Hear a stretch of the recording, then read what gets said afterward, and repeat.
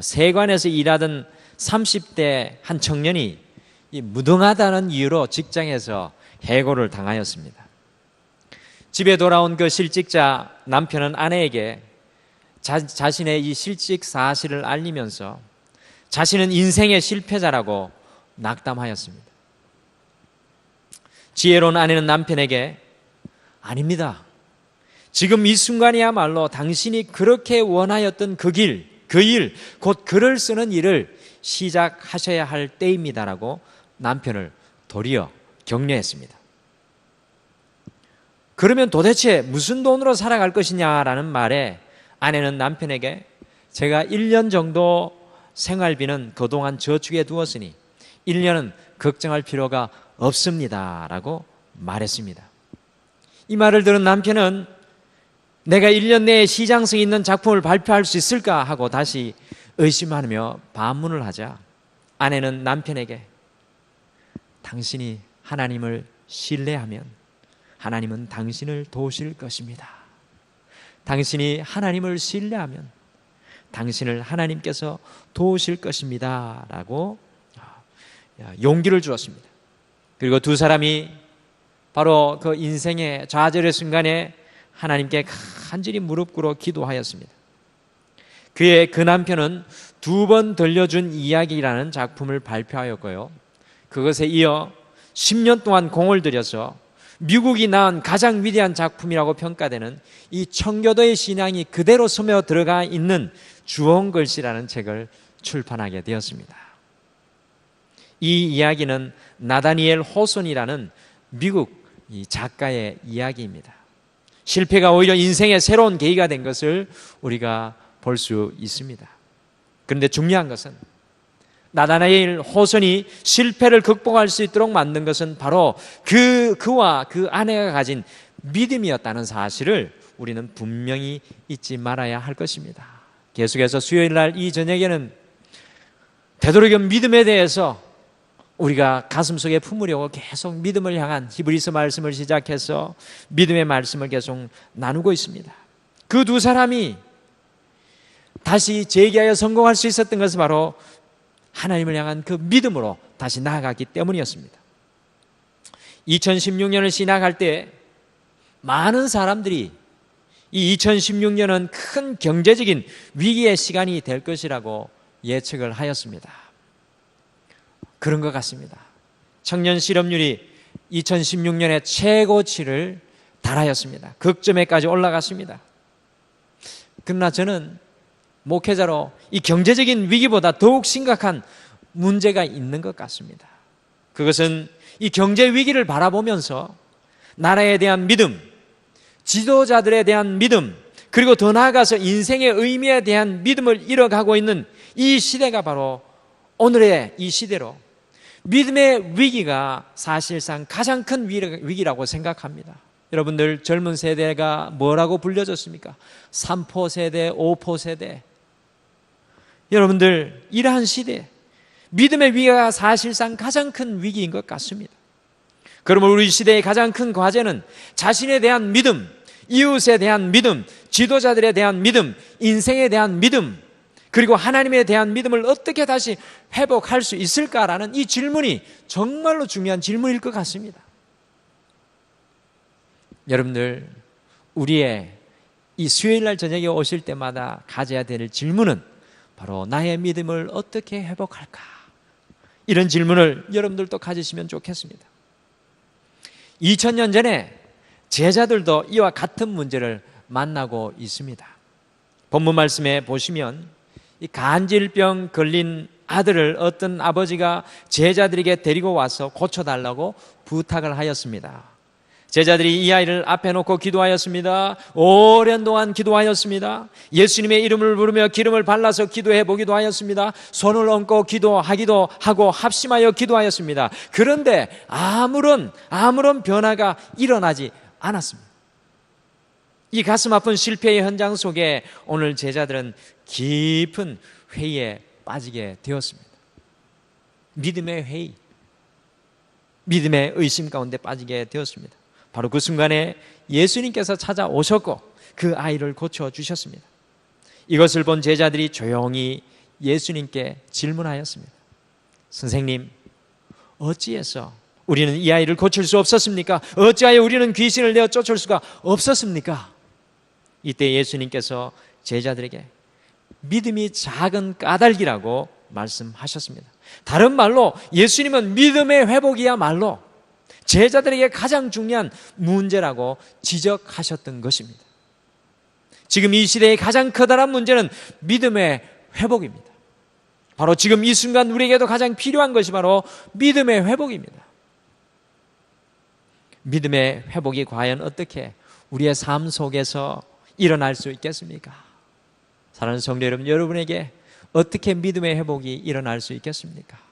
저는 목회자이지만 제가 더 큰 믿음을 가지기를 소원합니다. 날마다 주님 앞에 소원하는 것이 더 큰 믿음을 달라고, 더 많이 품을 수 있게 해달라고, 더 많이 세워나갈 수 있게 해달라고 주님 앞에 기도하고 있습니다. 우리가 과연 어떻게 우리의 믿음을 회복시키고 새롭게 할 수가 있겠습니까?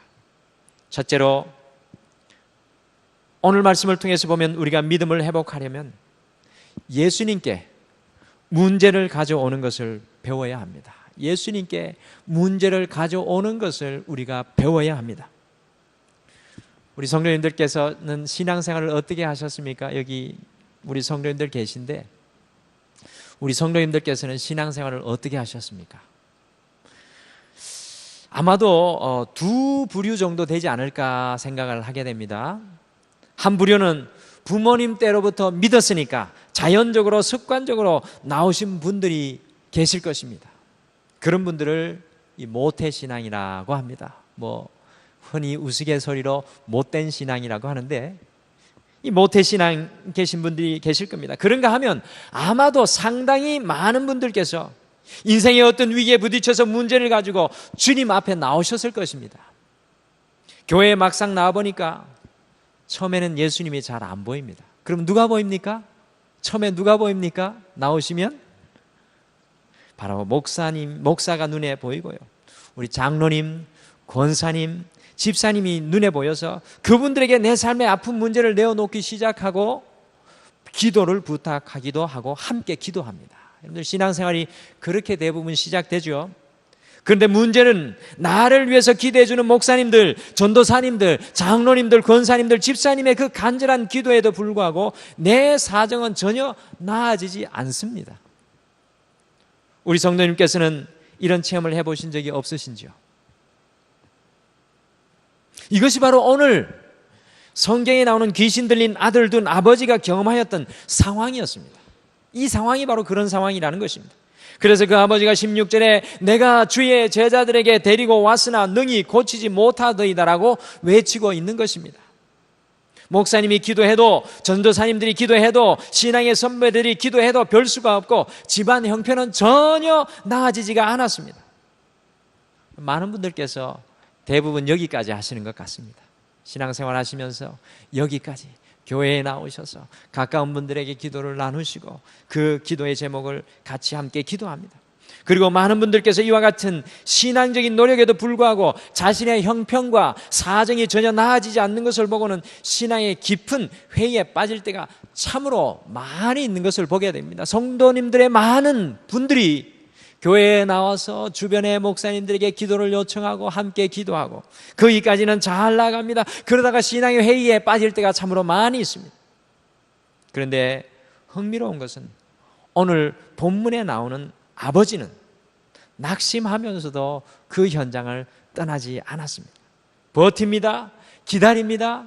그랬더니 결국 예수님께서 그곳에 오셨습니다. 기다리고 그 자리에서 인내할 때 예수님께서 직접 함께하여 주십니다. 바로 그때 이 아버지가 무엇을 합니까? 여러분들 14절이 굉장히 중요한 말씀입니다. 우리가 성경 말씀을 볼 때 이런 말씀들을 쉽게 놓치고 지나갈 때가 있는데요. 14절이 굉장히 중요합니다. 여러분들 마가복음, 오늘 똑같은 말씀이 기록된 말씀 마가복음, 누가복음에 보면 이미 이 사람이 제자들과 함께 오래 거하며 하다가 그 일이 이루어지지 않음에도 불구하고 계속 그 자리에 있는 이 아버지의 모습을 봅니다. 그때 그 아버지가 예수님을 만났을 때, 결국 아버지가 예수님을 만났을 때 14절에 행동을 하고 있습니다. 우리 14절 같이 읽으실까요? 14절 말씀 같이 읽겠습니다. 시작. 그들이 무리에게 이르매 한 사람이 예수께 와서 꿇어 엎드려 이르되 아멘. 이 아버지가 예수님께 나옵니다. 그리고 무릎을 꿇어 엎드립니다. 여러분들 이 한 줄의 말씀을 그냥 읽고 지나가시면 안 됩니다. 이 아버지가 처음에는 제자들에게 나왔습니다. 제자들을 바라보았습니다. 사람을 의지하였습니다. 우리가 신앙생활을 할 때 이와 같은 실수를 범할 때가 참으로 많이 있습니다. 사람을 의지합니다. 사람을 바라봅니다. 오늘 이 아버지는 드디어 예수님께 나와 무릎을 꿇고 엎드렸습니다. 주님 앞에 무릎을 꿇고 엎드렸다는 것입니다. 참 믿음의 사람이 되기 위해서는 단순히 사람 앞에 오는 것을 배워서는 안 됩니다. 물론 사람들이 우리에게 도움이 될 수 있습니다. 내 주변에 내 신앙에 적극적 영향, 긍정적 영향을 끼치는 사람들이 있다는 것은 매우 행복한 일입니다. 그럼에도 불구하고 그들을 의존하려고 해서는 안 됩니다. 어쩌면 우리의 문제가 해결되지 않는 것은 우리가 사람이 아니라 주님께 온전히 나와 주님께 꿇어 엎드리시기를 기다리시는 우리 주님의 소원일지도 모르겠습니다. 무릎을 꿇어 엎드렸다는 것은 세상에 기마고 사람에게서 눈을 돌리고 환경을 넘어서서 주님 앞에 섰다라는 말씀인 것입니다. 오늘 이 아버지가 드디어 주님 앞에 나온 것입니다. 바로 믿음의 회복은 거기에서 일어나는 것입니다. 주님께 와서 꿇어 엎드리는 것, 우리의 문제를 주님께만 가지고 나아갈 때 바로 거기에서 믿음의 회복이 시작되는 것입니다. 어떤 분들은 목사님과 전도사님들, 믿음의 선배들에게 기도 부탁하였더니 아무 일이 일어나지 않는 것을 보고 큰 신앙의 회의에 빠져서 목사한테, 전도사한테, 교회 선배들에게 부탁해봐야 소용없다고 한탄한 분들이 계십니다.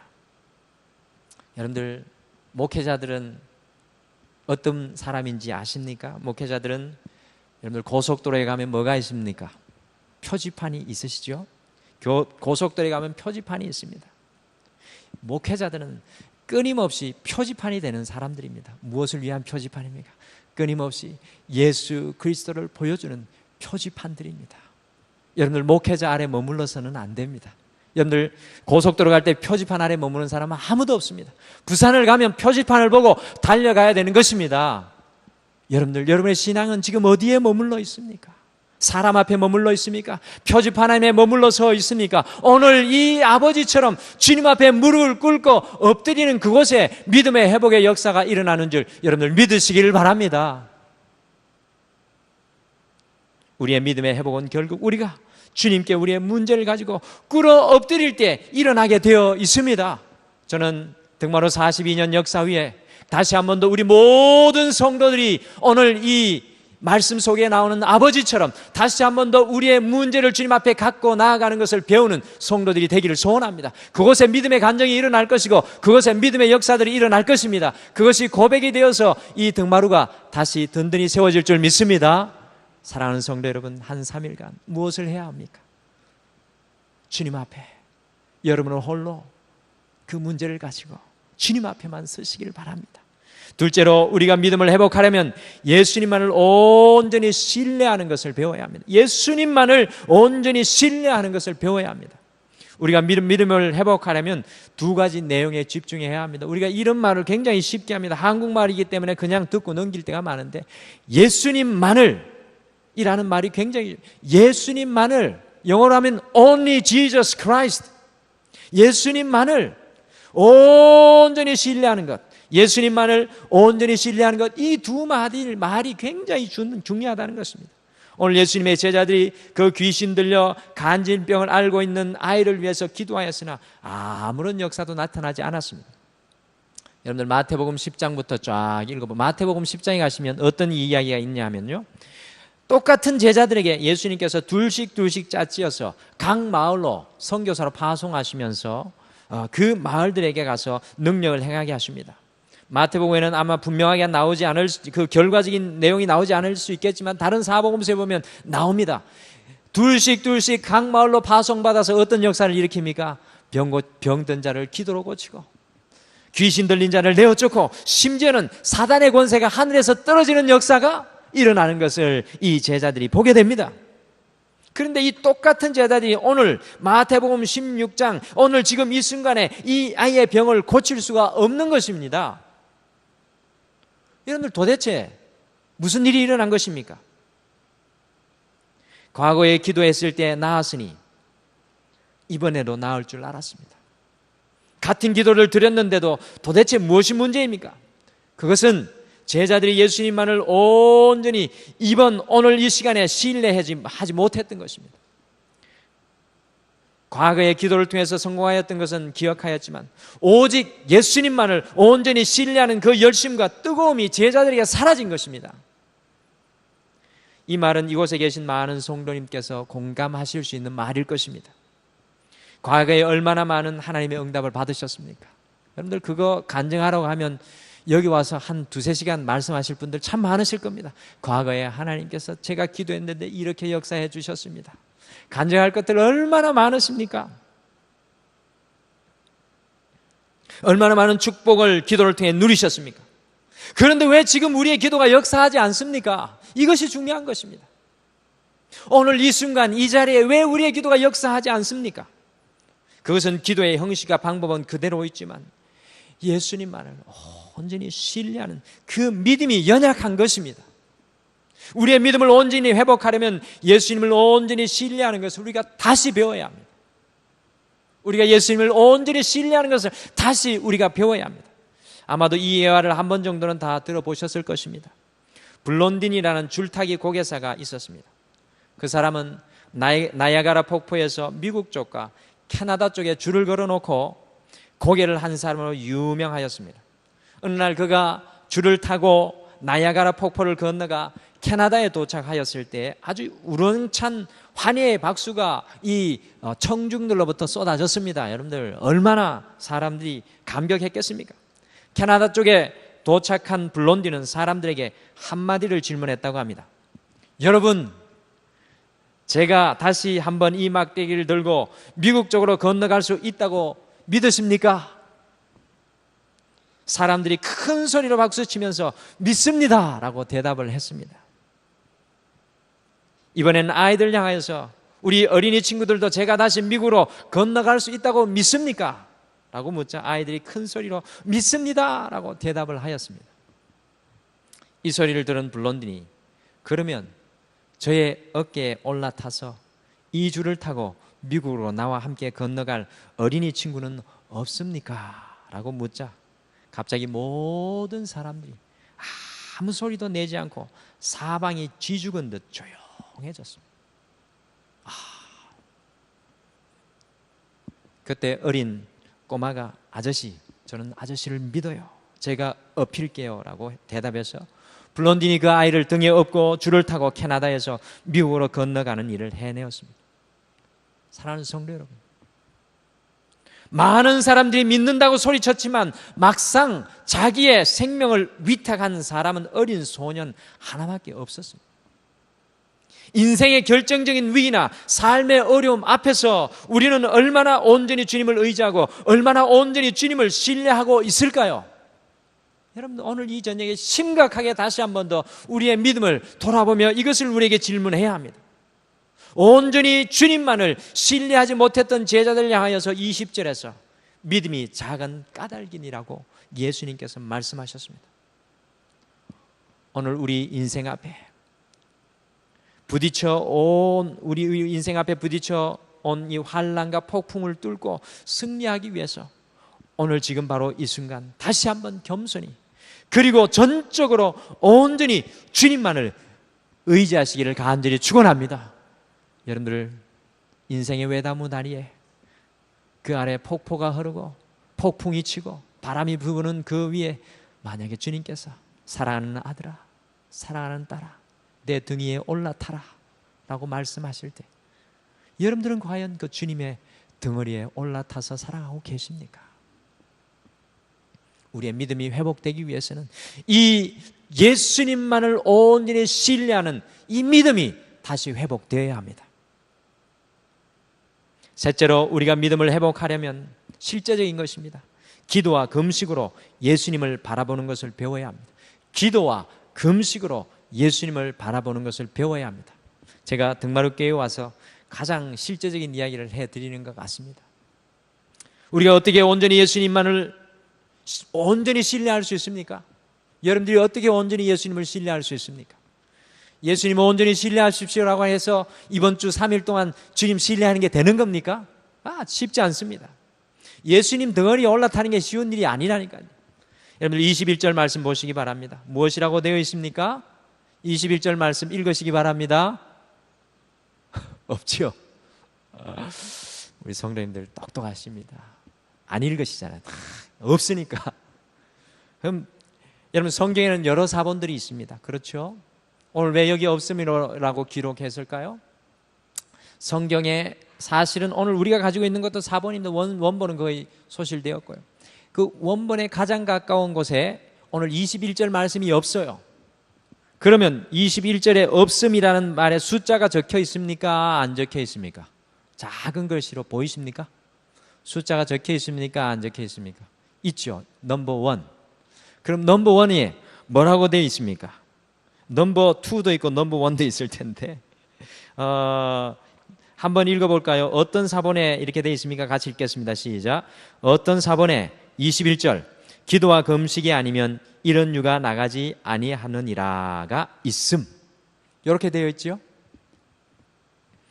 여러분들 어떤 사본에 보시면 21절이 기도와 금식이 아니면 이런 유가 나가지 아니하느니라고 표기되어 있습니다. 이 같은 내용이 적혀있는 마가복음에도 가셔도 9장이죠. 마가복음 9장 14절에 가시면 기도 외에는 이런 종류가 나갈 수 없다고 되어 있습니다. 그런데 오늘 여기 말씀에는 기도와 금식이 아니면 이런 유가 나가지 않으리라고 표기되어 있습니다. 기도와 금식이 하나님의 역사를 가져온다는 것입니다. 온전히 예수님만을 신뢰할 수 있게 하는 것이 바로 기도와 금식이라는 것입니다. 그런데 도대체 우리의 기도가 예수님만을 온전히 신뢰하게 하는 것이 되는 것입니까? 여러분들 기도가 어떤 것입니까? 우리는 기도를 생각할 때 대부분 우리 성도님들은 응답 받는 것만 떠올리게 될 겁니다. 기도하러 오십시오. 그러면 어떤 기도 제목 가지고 가야지 이렇게 생각하시는 분들이 많을 겁니다. 응답 받는 게 딱 머릿속에 떠올릴 겁니다. 그러나 기도의 진정한 목적, 기도의 궁극적인 목적은 응답 받는 것이 아닙니다. 그게 일부분입니다. 기도하면 응답이 자연적으로 오게 되는데 기도의 가장 중요한 궁극적인 목적은 바로 기도를 통해서 우리가 하나님만을 바라보게 하는 것입니다. 기도는 바로 우리가 하나님만을 바라보게 하는 것입니다. 우리가 기도를 통해서 하나님 아버지하고 우리의 입술에서 하나님을 찾는 순간에 우리의 인생의 초점이 하나님을 향합니다. 하나님 아버지라고 기도할 때 바로 그 순간 우리는 하나님 보좌 앞에 서게 되는 것입니다. 이렇게 우리의 기도는 하나님만을 바라보게 하는 것입니다. 바로 이것이 기도의 궁극적 목적입니다. 그런데 기도만 강조하면 되었지 왜 금식이 함께 강조되고 있는 것입니까? 여러분들 성경을 다 보시면 기도와 금식은 짝입니다. 기도와 금식은 따로 떨어져 있는 것이 아니에요. 어떤 분은 금식만 하고 기도 안 하는데 그러면 안 됩니다. 금식하며 기도해야 합니다. 기도하며 금식하고 금식하며 기도해야 합니다. 이것은 두 개가 짝인데요. 성경에 꼭 하나 되어서 나오는데 우리 신앙생활 속에서 금식이 무엇입니까? 여러분들 금식 해보신 분들 손 들어 보십시오. 네, 금식 다 해보셨죠. 근데 저는 여러분 앞에 서 있는 박은태 목사님 금식을 못합니다. 왜 그런 거 아니? 쌓여져 있는 체지방이 없기 때문에 금식을 하면은 그냥 막 몸이 뒤틀리고 그런 분들 이해가 가시는 분들 계시죠? 체지방이 좀 덜 쌓이는 그런 체질입니다. 그래서 저는 금식이 잘 안 됩니다. 저도 금식을 이제 한번 해보려고 합니다. 이 금식이 우리 신앙생활 속에서 무엇을 의미합니까? 여러분들 우리가 하루도 빠짐없이 하는 행위가 무엇입니까? 하루도 빠짐없이 여러분들 오늘도 한 거 뭡니까? 어떤 분은 2번 하셨고 어떤 분은 3번 하셨고 어떤 분은 한 번 더 오늘 조금 이따가 하실 분이 있는데 하루도 빠짐없이 하는 게 뭡니까? 밥 먹는 거. 네, 밥 먹는 겁니다. 그런데 그 먹는 것을 포기하고 금식한다는 것은 내 인생의 가장 중요한 필요임에도 불구하고 그 시간까지 접어두고 하나님을 찾는다는 것입니다.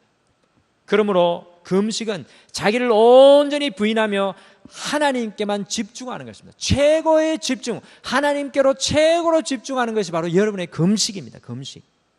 이렇게 금식하며 기도로 주님만을 바라보는 것입니다. 이와 같이 기도와 금식으로 주님만을 바라볼 때 우리의 육신적인 것이 떠나가고 깨어지고 부서지고 우리가 주님 안에 우리의 믿음을 회복할 수 있는 것입니다. 우리 성도님들께서는 기도와 금식의 은혜를 체험해 보셨습니까? 물론이죠. 여기 계신 분들은 다 기도와 금식의 은혜를 체험하셨을 것입니다. 여러분들 종교개혁자인 마르틴 루터는 금식을 너무나 자주 해서 사람들이 말릴 정도였다고 합니다. 이 금식의 은혜를 체험하니까요 막을 수가 없는 겁니다. 그래서 말리는 사람을 보고 마르틴 루터는 그때마다 이렇게 말합니다. 금식의 의미를 모르는 사람들이 어떻게 그리스도인이라고 말할 수 있는가? 저는 이 말을 듣고 얼마나 찔렸던지.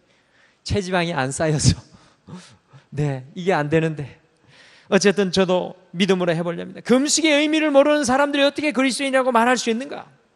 홀로 목숨을 걸고 가톨릭의 교권에 맞춰서, 여러분들이 마르틴 루터는 생명 걸어놓고 이 가톨릭의 그 종교개혁을 감행했던 사람입니다. 이 금식을 하면서 여러분들 담력과 용기를 얻었던 것입니다. 금식을 통한 하나님에 대한 절대적 신뢰에서 하나님의 능력이 이 마르틴 루터에게 주어졌습니다. 존 칼빈 역시도 금식으로 유명한 사람이어서 교회사 책에 보면 이렇게 쓰여 있습니다. 존 칼빈의 금식이 제네바 도시를 거룩한 도시로 만들었다. 여러분들 교회사 이 개인적인 이야기가 쓰여지지 않잖아요. 이런 이야기가 적힐 정도로 칼빈 역시도 금식의 능력을 붙들고 살았던 사람입니다. 한 도시를 거룩한 도시로 바꿀 만큼 강력한 하나님의 능력을 임하게 하였던 것이 금식이었다는 것입니다. 혹시나 이 말씀 듣고 오늘부터 가서 40일 금식하실 분들은 우리 교회에 없었으면 좋겠습니다. 40일 금식은 우리 예수님이 하신 것인데 그것까지 하면 교만해집니다. 어떤 목사님들이 그거 하시는데 저는 그분들 존경합니다. 그러나 40일 금식은 갑자기 좀 피하시고, 성경에 제일 많이 나오는 금식이 며칠이냐면 하루, 이틀, 3일입니다. 저는 하루가 참 좋다고 생각합니다. 하루 우리 곡기를 끊고 하루 종일 말씀을 묵상하며 기도할 때, 인생의 문제 앞에 그렇게 하루 종일 금식하며 기도할 때 우리 눈에 주님만 보여지게 될 겁니다. 그러면 어떤 역사가 일어납니까? 사람 의지하지 않고 정말로 오늘 이 말씀 속에 아버지가 주님 앞에 무릎 꿇고 주님 앞에 엎드렸듯이 기도와 금식은 그와 같이 우리를 주님 앞에 엎드리게 할 것입니다. 그리고 어떤 역사가 일어납니까? 우리가 주님의 덩어리에 올라타는 역사. 할렐루야. 우리의 힘으로 안 되지만 금식과 기도를 통해 우리가 주님의 덩어리에 올라타고 인생의 외단무 다리를 주님 위에 앉아 걸어가게 되는 놀라운 은혜를 경험하게 될 것입니다. 더 나아가서 기도와 금식 가운데 하나님의 놀라운 역사들이 우리의 삶 가운데 너무나 많이 일어나게 될 것입니다. 금식 기도는 하나님, 제가 주님을 의존합니다. 저는 제 인생의 초점을 주님께 맞추고 오직 주님만 바라봅니다.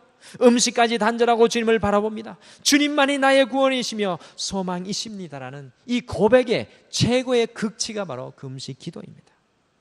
성경에 보면 마귀가 제일 싫어하는 것이 금식 기도입니다. 그래서 예수님이 금식 기도하니까 마귀가 달라붙습니다. 그만큼 이 금식 기도가 능력입니다. 사랑하는 성도 여러분, 여러분에게 제일 중요한 것이 무엇입니까? 육신의 연약함을 경험하시는 분들이 계시죠. 경제적인 어려움을 경험하신 분들 계시죠. 가정의 어려움, 관계의 단절의 문제를 경험하신 분들이 이 자리에 앉아 계실 것입니다. 그러나 우리에게 가장 중요한 것은 다름이 아니라 믿음의 회복인 줄 믿습니다. 우리가 우리의 믿음을 회복하기 위해서 어떻게 해야 합니까? 첫 번째, 우리가 믿음을 회복하기 위해서는 우리의 문제를 주님께 가져오는 것을 배워야 합니다. 주님 앞에 엎드리는 것, 주님 앞에 무릎 꿇는 것을 배우셔야 합니다. 도전드립니다. 이번 한 주 주님 앞에 사람도 지나가시고 세상 방법도 지나가시고 주님 앞에 무릎 꿇어 엎드리시길 바랍니다. 두 번째, 우리가 믿음을 회복하기 위해서는 예수님만을 온전히 신뢰하는 것을 배워야 합니다. 주님의 덩어리에 올라탈 수 있는, 내 모든 것 내려놓고 내 두려움도 내려놓고 주님의 덩어리에 올라탈 수 있느냐라는 것입니다. 주님의 말씀에 순종할 수 있느냐라는 것입니다. 그것 가운데 믿음의 회복이 일어납니다. 마지막 우리가 믿음의 회복을 하기 위해서는 실제적인 방법입니다. 기도와 금식, 기도하며 금식하며 기도해 보십시오. 그것 가운데 주님만, 세상과 나는 간 곳 없고 세상과 나는 간 곳 없고 구속한 주만 보이게 되는 은혜의 역사, 그 가운데 우리에게 온전한 믿음의 회복이 일어날 줄 믿습니다. 이번 한 주 남아있는 시간 동안 여러분의 믿음의 회복을 위해서 주님 앞에 간구하시고 소원하는 여러분들 되시기를 간절히 축원합니다.